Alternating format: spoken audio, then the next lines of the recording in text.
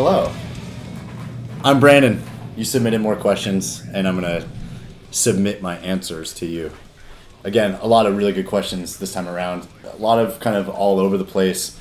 We have fitness related, music related, sort of like lifestyle related, a lot of stuff, like from apparel to like everything. So it's actually really cool questions this time. They're always good, but this one they're kind of across the board, which I like. We'll just start off really basic. This one is from Instagram, Maddie by Nature. What's your favorite cheat meal? I'm a fucking huge donut fan. Anytime there's an opportunity to completely blow it out one day or for like a meal or whatever, I'll go donuts all day long. My favorite spot's the Donuttery here in Huntington Beach, followed by Voodoo Donut up in Portland is really good.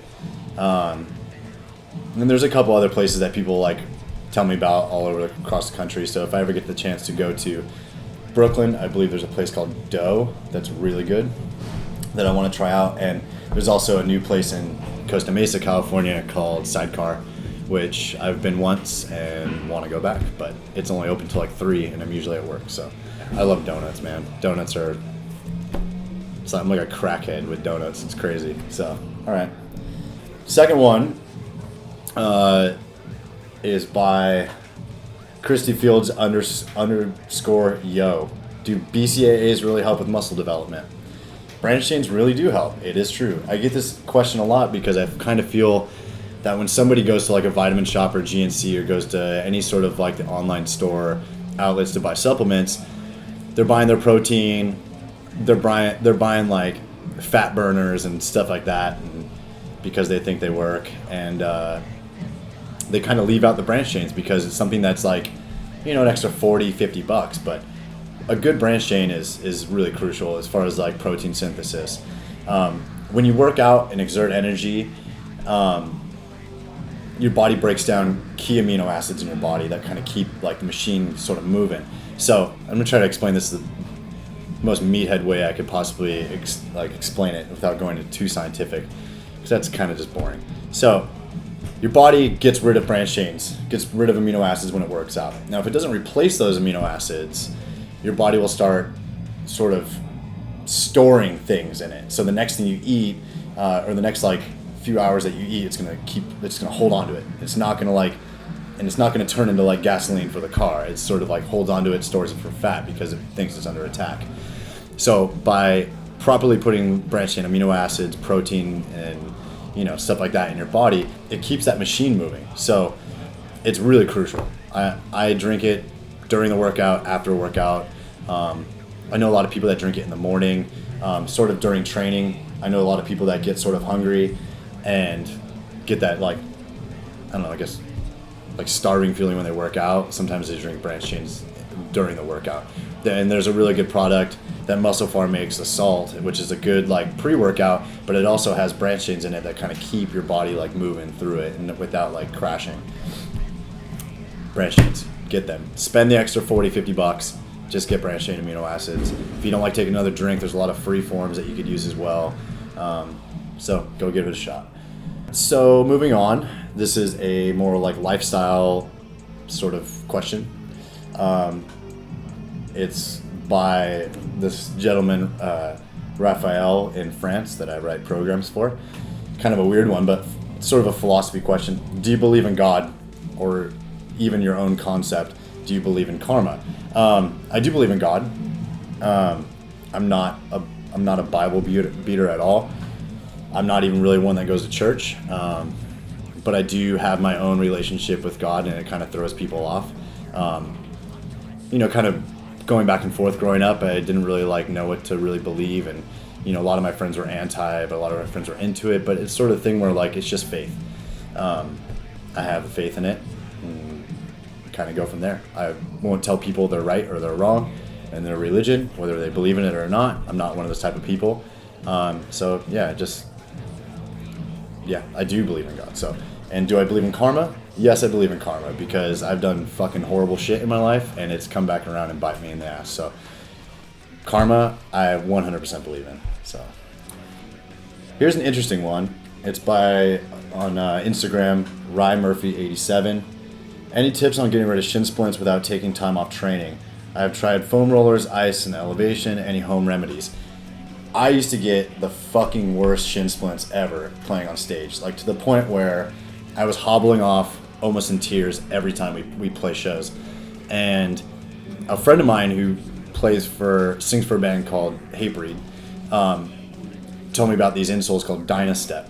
Now they don't make them anymore, but just getting those got rid of my shin splints. It's all about kind of training and like having the right support for the soles of your feet. And I know it sounds really weird. I mean, I used to do things like point your toe out from a chair and spell the alphabet with your toe, which helps as well. But once I got a good insole for my shoe when I was playing on stage and like running a lot, that seemed to help it out. Also, walking up on an incline kind of helped it as well. I know how painful they could be. It's a total bitch. So that's my recommendation. Okay, next one. Nick Sanchez on Facebook. What's the best routine you can give for getting V-cut abs like me? I don't necessarily think that I have the best abs ever. I'm sort of a less is more type person. I'm not one of these guys that's going to spend about 20 minutes a day doing abs every day. I do abs maybe like 3 times a week.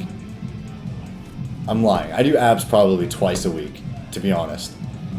The ingredient for me is sprints. I do sprints a lot, and I kind of like sprint work.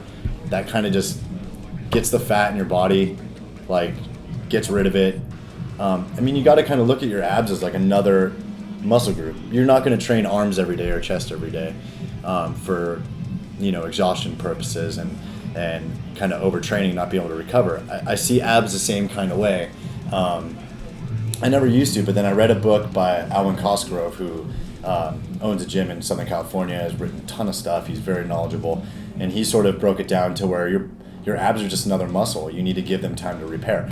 Once I did that, I started actually seeing my abs without selfishly like having to be under a certain light and like doing the side sort of like this one, like holding the shirt up like in the mirror, like one of those things.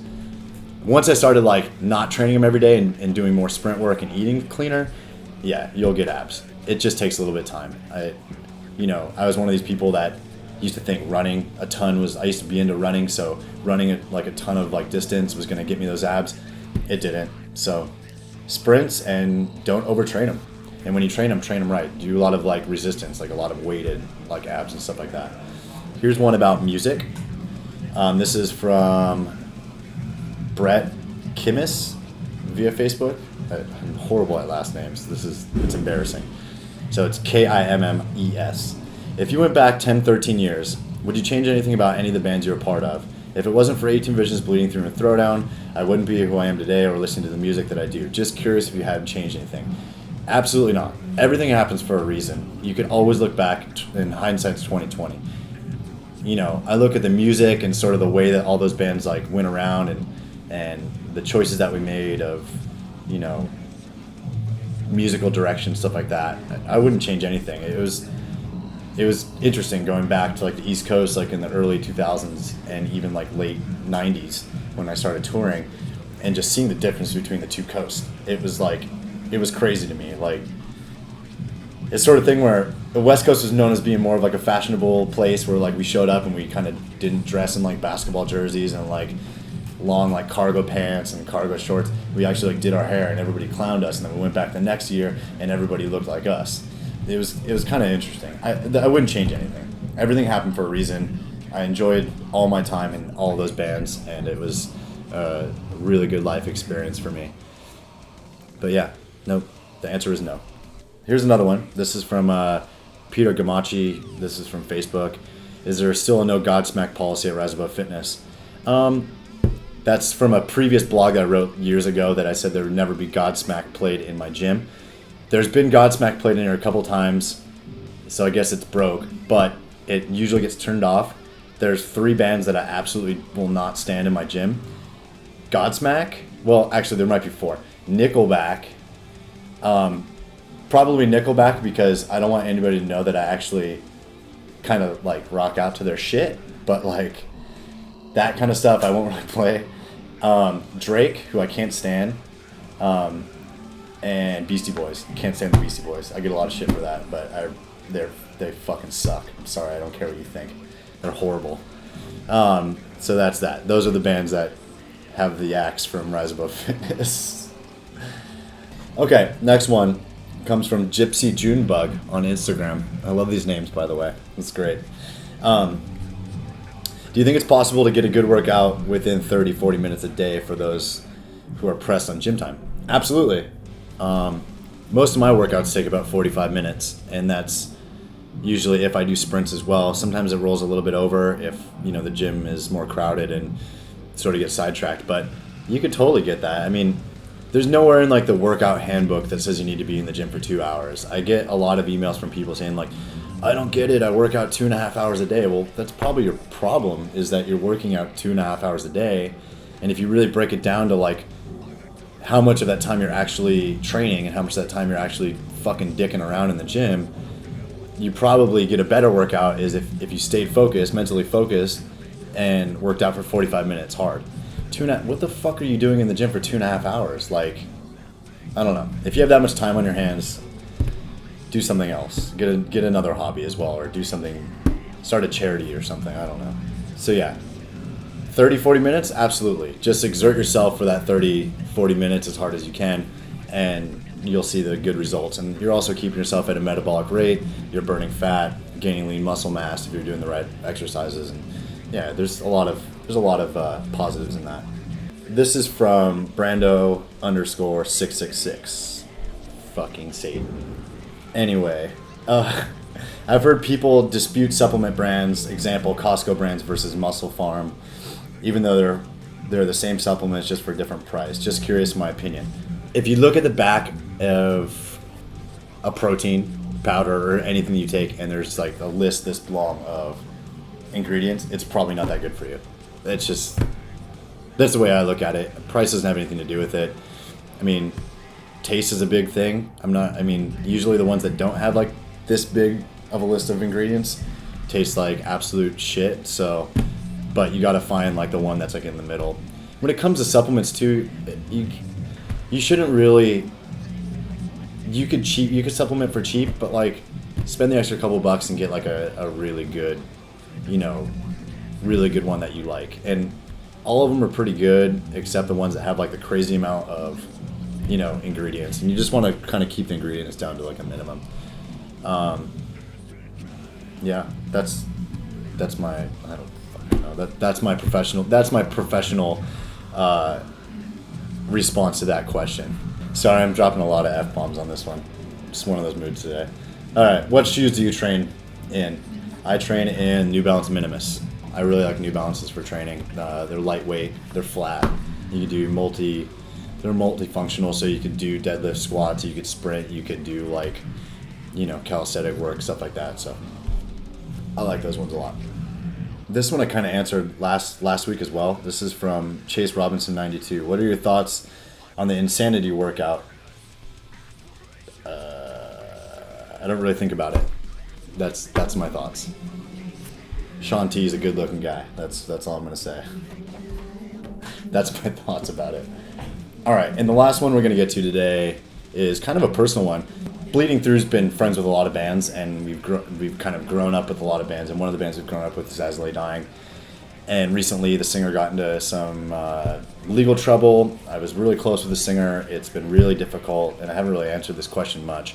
What are my thoughts about Tim Lambesis' situation? If Tim does do time and As Lay Dying considers moving on without him, would you consider trying out? Blah, blah, blah, blah. I've been approached by, I don't think anybody official, but I've had people contact me and ask me if I would be into it. None of them work for As Lay Dying or anything like that. I think it's just personal curiosity. No way in hell would I ever try out for that band or do anything like that, unless got that dude's blessing to do it. But what are my thoughts about the whole situation? You know what? People make bad decisions, and he hasn't been proved guilty yet, so people are jumping on the whole like, he's guilty, he's going to hell. Let's let the due process take its course. If he could be innocent, who knows? But my thoughts on it are really that it's really unfortunate and it's kind of upsetting, and the best thing to look at is that nobody was hurt in the whole process. Nothing catastrophic happened, and that is amazing. So that's my thoughts on that. Well, thank you for your questions again. Like I said, it kind of went all over the place. I hope I answered them as best as I could. I'm trying not to be boring on this thing, but hopefully your questions got answered, and keep them coming. Next Thursday I'll repost. Video will hopefully be up. I'm not going to say that because you'll probably watch this and the video will be up. You're watching the video. You're in now. So ask me questions and keep them interesting, keep them classy, and I'll answer them.